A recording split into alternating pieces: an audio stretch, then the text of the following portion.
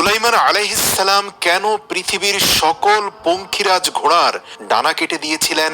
পবিত্র কোরআনে পঙ্খিরাজ ঘোড়া নিয়ে কি বলা হয়েছে? কিভাবে পঙ্খিরাজ ঘোড়ার ফাঁদে পড়ে আল্লাহর নবী হযরত সুলাইমান আলাইহিস সালামের আসরের নামাজ কাজা হয়ে গিয়েছিল? পবিত্র কোরআন এই সম্পর্কে কি বলছে? প্রিয় দর্শক, হযরত সুলাইমান আলাইহিস সালামের পঙ্খিরাজ ঘোড়া ও এর পরিণতি নিয়ে বিস্তারিত আলোচনা করব আজকের এই ভিডিওতে। ইতিহাস থেকে জানা যায়, সোনালী পালক আর রূপার মতো গায়ের রং নিয়ে হযরত সুলাইমান আলাইহিস সালামের বাহিনীর অন্যতম শান ছিল উড়ন্ত ঘোড়া। রিওয়ায়াত অনুসারে সাবার রানী বিলকিস হযরত সুলাইমান আলাইহিস সালামের উড়ন্ত সিংহাসন দেখে খুব মুগ্ধ হয়েছিলেন। একবার রানী বিলকিস হযরত সুলাইমান আলাইহিস সালামকে ডেকে বললেন, নিঃসন্দেহে মহান আল্লাহ তাআলা আপনাকে পৃথিবীর বুকে সম্মানিত করেছেন এবং সীমাহীন শান শৌকত দান করেছেন।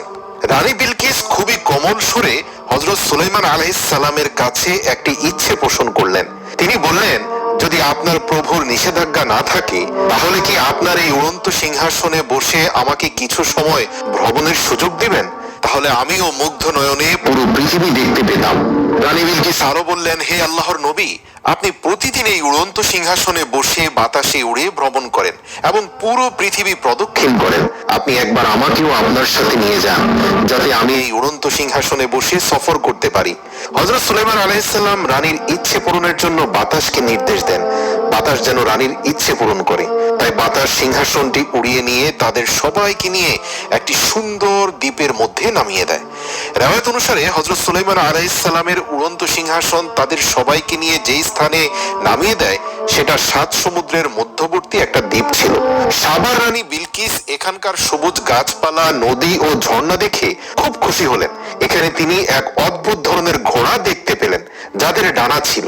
ঘোড়াগুলো যখন হযরত সুলাইমান আলাইহিস সালাম এবং তার সৈন্য বাহিনীকে দেখতে পেল, তখন সেগুলো ভয় পেয়ে পাখির মতো উড়ে তাদের সকলের দৃষ্টির আড়ালে চলে গেল।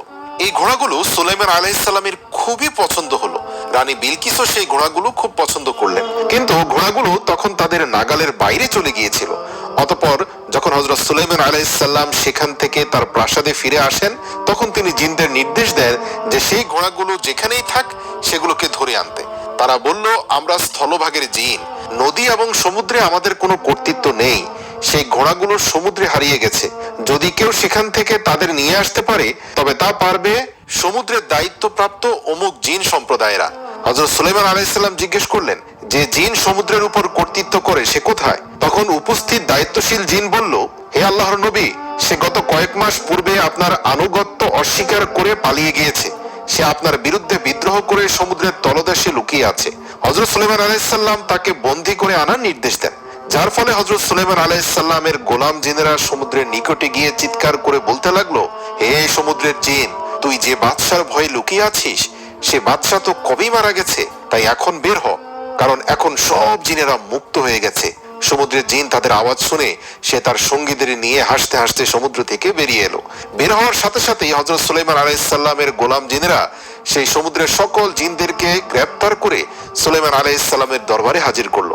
হযরত সুলাইমান আলাইহিস সালামকে দেখে সেই জিন ভয়ে থরথর করে কাঁপতে লাগলো এবং সে হযরত সুলাইমান আলাইহিস সালামের আনুগত্য স্বীকার করলো। আল্লাহর নবী হযরত সুলাইমান আলাইহিস সালাম তাকে বলল, এক শর্তে তোকে ক্ষমা করে দিতে পারি, সেটা হচ্ছে আমি 7 সমুদ্রের মধ্যবর্তী একটি চমৎকার দ্বীপে ভ্রমণে গিয়েছিলাম। সেখানে আমি এবং রানী বিলকিস আমরা উভয়ে এক প্রজাতির উড়ন্ত ঘোড়া দেখে তাদেরকে খুবই পছন্দ করেছি। আমি চাই সকল ঘোড়াকে তুই ধরে নিয়ে আসবি, যদি পারিস তাহলেই তোকে আমি ক্ষমা করে দেব। তখন সামুদ্রিক জিন সম্প্রদায়ের প্রধান বলল, হে আল্লাহর নবী, আমরা জানি সে ঘোড়াগুলো কোথায় লুকিয়ে আছে। তাই হযরত সুলাইমান আলাইহিস সালাম তাদের সেই ঘোড়াগুলো নিয়ে আসার নির্দেশ দিলেন এবং একদিন যখন সেই ঘোড়াগুলো একটি ঝর্ণা থেকে পানি পান করছিল, তখন সেই সামুদ্রিক জিনেরা তাদের কৌশল এবং ক্ষমতা প্রয়োগ করে সেই ঘোড়াগুলোকে ধরে ফেললো এবং হযরত সুলাইমান আলাইহিস সালামের নিকট হাজির করলো। এই ঘোড়াগুলো ছিল চমৎকার প্রজাতির। এই ঘোড়ার জাতের নাম ছিল জায়াদ। জায়াদ শব্দের অর্থ প্রচন্ড গতি। হযরত সুলাইমান আলাইহিস সালামের সেনাবাহিনী ছিল পৃথিবীর সবচেয়ে বিশাল এবং অনন্য শক্তিশালী সেনাবাহিনী। তার বাহিনীতে মানুষ, জিন, জন্তু, জানোয়ার এবং পক্ষীকুলের আলাদা আলাদা ডিপার্টমেন্ট ছিল। হযরত সুলাইমান আলাইহিস সালাম সেই প্রচন্ড গতিসম্পন্ন ডানাওয়ালা অদ্ভুত জাতের ঘোড়াগুলোর জন্য আলাদা একটা দল তৈরি করলেন, যারা যুদ্ধ ও বিজয়ে হযরত সুলাইমান আলাইহিস সালামের সেনাবাহিনীতে সবচেয়ে গুরুত্বপূর্ণ ভূমিকা পালন করত এবং হযরত সুলাইমান আলাইহিস সালামের অত্যন্ত গুরুত্বপূর্ণ সামরিক শক্তিতে পরিণত হয়েছিল। প্রিয় দর্শক, আপনাদের জানিয়ে রাখি, প্রাচীনকালে ঘোড়া পৃথিবীর সবচেয়ে মূল্যবান প্রাণী ছিল, যেগুলো কেবল বাহন হিসাবেই নয় বরং যুদ্ধের শক্তি হিসাবেও ব্যবহৃত হতো। ঘোড়ার মালিকেরা ঘোড়ার সাথে সাথে ঘোড়ার ক্রয় বিক্রয়ের রসিদ সাথে রাখতেন। বর্তমান সময়ের গাড়ির ড্রাইভাররা যেমন গাড়ির ট্যাক্স টোকেন এবং ফিটনেসের সকল যাবতীয় তথ্য গাড়ির মধ্যে রেখে দেয়, তৎকালীন সময়ে ঘোড়ার বিক্রয় রসিদও রাখা বাধ্যতামূলক ছিল, যাতে ঘোড়াটির পূর্বের মালিক, বর্তমান মালিক, পিতামাতা, জন্ম তারিখ এবং ঘোড়ার বংশ সম্পর্কে বিস্তারিত বিবরণ লেখা থাকতো সেই রসিদে। সুতরাং বোঝাই যাচ্ছে পৃথিবীর অনন্য শক্তিশালী এই ডানা বিশিষ্ট ঘোড়া পেয়ে হযরত সুলাইমান আলাইহিস সালামের সামরিক বাহিনীর শক্তি কত প্রবল হয়েছে। তার থেকে গুরুত্বপূর্ণ হচ্ছে রানী সাবা হযরত সুলাইমান আলাইহিস সালামের প্রতি অত্যন্ত কৃতজ্ঞ হয়েছেন সুলাইমান আলাইহিস সালামের তরফ থেকে প্রাপ্ত একটি উড়ন্ত ঘোড়া পেয়ে। একদিন হযরত সুলাইমান আলাইহিস সালাম সন্ধ্যার দিকে এই ঘোড়াগুলোর দিকে তাকিয়েছিলেন এবং তাদের চুলে এবং কপালে ভালোবাসার সাথে হাত বোলাচ্ছিলেন। পবিত্র কোরআনে মহান আল্লাহ তাআলা বলেন, সুলাইমান তাদের চুলে ও কপালে ভালোবাসার হাত বোলাচ্ছিল এবং এর ফলে হযরত সুলাইমান আলাইহিস সালাম সেই ঘোড়াগুলোর যত্ন আদর করার কাজে এতটাই মগ্ন হয়ে গেল যে সূর্য ডুবে গেল এবং আসরের নামাজ তার ছুটে গেল। আল্লাহু আকবার। সূরা সাদ আয়াত নম্বর 31 থেকে 33। সূর্য ডুবে যাওয়া এবং আসরের নামাজ মিস হয়ে যাওয়াতে আল্লাহ তাআলা অসন্তুষ্ট হলেন। কিছুক্ষণ পর হযরত সুলাইমান আলাইহিস সালাম দেখতে পেলেন সন্ধ্যার সাথে সাথে হঠাৎ তার ঘোড়ার পালগুলো তার নির্দেশ অমান্য করে দৃষ্টির আড়ালে চলে গেল। এই দৃশ্য দেখে হযরত সুলাইমান আলাইহিস সালাম অবাক হয়ে গেলেন, কেননা তার নির্দেশ ব্যতীত কোনো প্রাণী এভাবে দৃষ্টির আড়ালে চলে যায় না, অদৃশ্য হয়ে যায় না। এবং তারা অদৃশ্য হওয়া মাত্রই দৃশ্যমান হলেন হযরত জিবরাইল আলাইহিস সালাম এবং হযরত সুলাইমান আলাইহিস সালামকে সতর্ক করে দিয়ে বললেন, হে সুলাইমান, তুমি আল্লাহর তরফ থেকে প্রাপ্ত পার্থিব সম্পদের মোহে এতটাই মগ্ন হলে যে তুমি আসরের নামাজ পড়তে ভুলে গিয়েছো। দুনিয়ার সম্পদের প্রতি তোমার এই মোহ আল্লাহ তাআলার পছন্দ হয়নি। হযরত জিবরাইল আলাইহিস সালাম এই কথা বললেন এবং সাথে সাথে অদৃশ্য হয়ে গেলেন। হযরত জিবরাইল আলাইহিস সালামের প্রস্থানের পর হযরত সুলাইমান আলাইহিস সালাম প্রচন্ড অনুতাপে দগ্ধ হলেন, তওবা করলেন, চোখের পানি ফেলে দিয়ে আল্লাহর দরবারে সিজদায় লুটিয়ে পড়লেন এবং টানা কয়েক মাস সিজদায় পড়ে ক্রন্দনরত ছিলেন। আল্লাহ রাব্বুল আলামিন হযরত সুলাইমান আলাইহিস সালামকে ক্ষমা করলেন এবং তার তওবাকে ভালোবেসে গ্রহণ করলেন। পুনরায় সেই ঘোড়ার বাহিনীকে ফেরত দিলেন, কিন্তু এবার হযরত সুলাইমান আলাইহিস সালাম সেই ঘোড়াগুলোকে আল্লাহর রাস্তায় কোরবানি করে দেওয়ার সিদ্ধান্ত নিলেন। ইতিহাস থেকে জানা যায় হযরত সুলাইমান আলাইহিস সালাম কিছু ঘোড়ার ডানা কেটে দিলেন এবং কিছু ঘোড়াকে আল্লাহর রাস্তায় কোরবানি করলেন। কেননা হযরত সুলাইমান আলাইহিস সালাম উপলব্ধি করতে পেরেছিলেন যে এই ঘোড়ার বাহিনী যতটা না আমাকে শক্তিশালী করবে, সকল শক্তির আধার মহান প্রভুর অসন্তুষ্টি আমার সকল কিছুই কেড়ে দিবে। যে নাজ নিয়ামত আর দুনিয়ার শান শওকত ওনার আসরের নামাজ কাজা হওয়ার কারণ ছিল, সেই শান শওকত তিনি কোনোভাবে আর রাখতে চান না, সাথে সাথেই তা আল্লাহর দরবারে তিনি কোরবান করে দিলেন।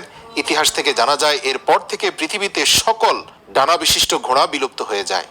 আল্লাহ রাব্বুল আলামিন হযরত সুলাইমান আলাইহিস সালামের এই কোরবানিকে অত্যন্ত ভালোবেসে কবুল করলেন।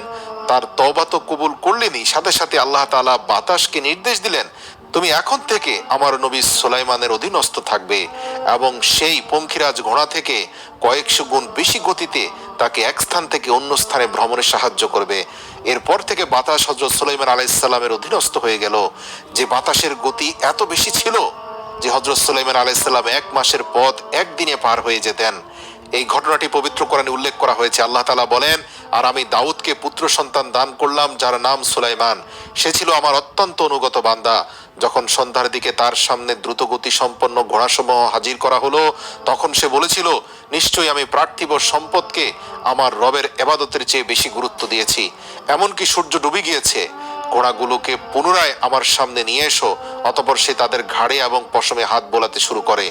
প্রিয় দর্শক, হযরত সুলাইমান আলাইহিস সালামের ডানা বিশিষ্ট ঘোড়া নিয়ে অনেকে মিথ্যা এবং বানোয়াট বলে থাকেন, কিন্তু এটা আল্লাহর রাসূল সাল্লাল্লাহু আলাইহি সাল্লামের একটা হাদিস দ্বারাও প্রমাণিত। নবীজি সাল্লাল্লাহু আলাইহি সাল্লাম মা আয়েশাকে যখন বালিকা বয়সে বিবাহ করেছিলেন, তখন মা আয়েশা পুতুল খেলতেন।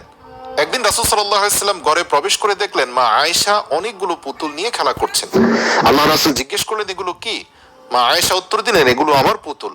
আল্লাহ রাসূল সাল্লাল্লাহু আলাইহি সাল্লাম দেখতে পেলেন তাদের মাঝখানে একটি ঘোড়া রয়েছে, যার উভয় পাশে কাপড়ের তৈরি ডানা রয়েছে।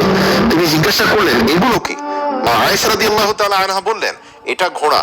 রাসূল সাল্লাল্লাহু আলাইহি সাল্লাম পুনরায় জিজ্ঞাসা করলেন, দুই পাশে কাপড় দিয়ে কি বানানো হয়েছে? মা আয়েশা রাদিয়াল্লাহু বললেন, এগুলো হচ্ছে এই ঘোড়ার ডানা।